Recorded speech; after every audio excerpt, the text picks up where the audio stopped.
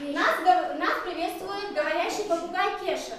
Он предлагает нам поработать с учебником. Открыли свои учебники на странице 50, задание номер 2. Плывем к Робинзону Крузо. Так называется открытый урок, который стартует с путешествия по математическому миру в 3 Б-классе. Ребята внимательно слушают учителя, решают задачи и тем самым постепенно продвигаются с острова на остров навстречу герою романа известного английского писателя. А гости творческого отчета в коррекционной школе наблюдают за тем, как педагог работает с особенными детьми. Хозяйка острова приготовила для нас вот такое вот задание. Это у нас задачка. Кто самый смелый, кто поможет обезьянке? Ясмина, иди к доске. А в соседнем кабинете начался воспитательный час. Здесь учащимся с ОВЗ рассказывают про здоровый образ жизни. Салфетки влажные. С ними можно пользоваться, все меня друзья. Ага. Это мы относим к общим вещам, да? Молодец, умница. Ага. С ними надо обращаться только один человек. Да, молодец, умница. А это что у нас? Полотенце. С ними тоже надо обращаться только один человек. Только может пользоваться только один человек, да? Молодец. За первой партой Абдул-Керим Гагиев, круглый отличник, а любимые предметы – это математика, русский язык и чтение. Учителя хвалят его за хорошую дисциплину, а в будущем у Абдул-Керима большие планы и уверенное решение, какую профессию будет осваивать. Кем хочешь стать, когда вырастешь? Строителем. Строителем? Да, я люблю строить. Все строить, дома, школе, магазины, карусель, тогда и нарабатывают деньги, буду взрослый, тогда буду хорошо учиться. Самое главное. Да, и работу ходить. А дом себе построишь большой? Да. Сколько этажей у тебя будет? У меня дома будет этажей 2 этажа. 2? Свой, да. А свой может дом. 3? А может и 3. Образовательная программа здесь такая же, как и в обычной школе, с той лишь разницей, что каждому ученику нужен определенный подход. Хади Шейхова в центре работает 3 года. После окончания университета она сразу же пришла в коррекционную школу, так как всегда видела свое призвание в работе с особенными детьми. Каждый берется, они индивидуально, да, то берется индивидуально болбас, берешь какая-то доз. Способна бирж, да, но костолдоах бирж, может здесь создаться какие-то шаларас, объяснить, но от бирж благодаря учиться, да, какие-то должны бирж, да.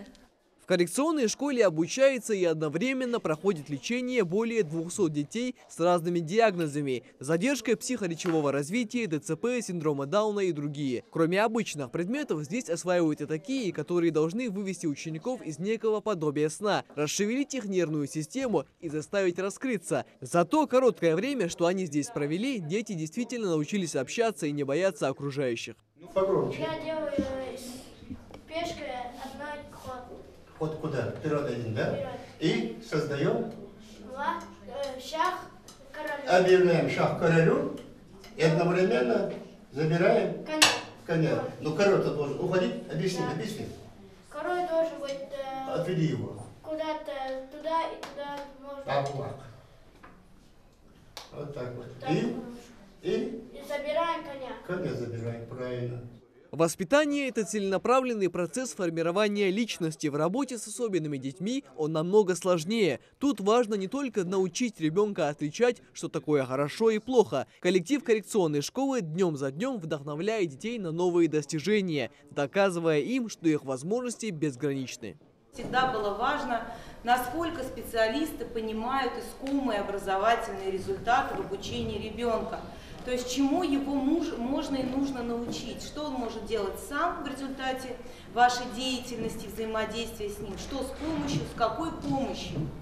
А что пока, несмотря на ваши усилия, он не готов делать даже с помощью. И какие задачи вы ставите на перспективу. Очень важно было всегда точное понимание специалистов, каждое его действие, каждое слово, жест, взгляд, обращенный к ребенку, где этот ребенок сидит, каким образом, какие предметы его окружают, сколько объектов в зоне его внимания, почему столько, почему такого размера, как оформлено пространство, какие есть опоры наглядные, вербальные, иные, почему их столько.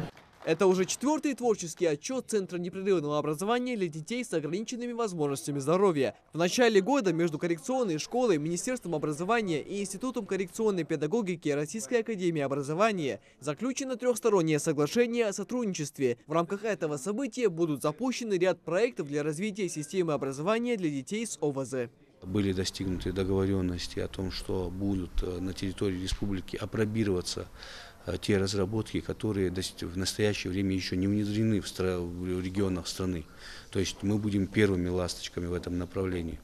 Мы сегодня Институтом коррекционной педагогики для нашего учреждения привезено оборудование по робототехнике. Это первое такое оборудование для детей с ОВЗ. Для педагогов важно, чтобы как можно больше детей с ограниченными возможностями здоровья получили хорошее образование и вместе с тем улучшили здоровье. Здесь их в первую очередь учат быть самостоятельными и независимыми. Михаил Тангиев, Рамзан Зурабов, Новости 24.